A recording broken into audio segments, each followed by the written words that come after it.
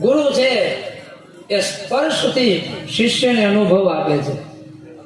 ગુરુ છે એ નેત્રથી શિષ્યને અનુભવ આપે છે. ગુરુની એક નજર પડી જાય તો એ શિષ્યને આધ્યાત્મિક અનુભવ થવા લાગે. ગુરુનો સ્પર્શ થઈ જાય તે ગુરુના સ્પર્શથી શિષ્યનું શરીર રોમાંચિત થઈ જાય. ગુરુ છે એ વચનથી આધ્યાત્મિક અનુભવ આપે છે. ગુરુની વાણી સાંભળીએ એટલે ભવે ભવના પડળો ખુલવા માંડે, ભવે ભવની ભૂખ ભાંગવા માંડે. અને એનાથી આગળ ગુરુ છે એ સ્મરણથી શિષ્યને અનુભવ આપે છે.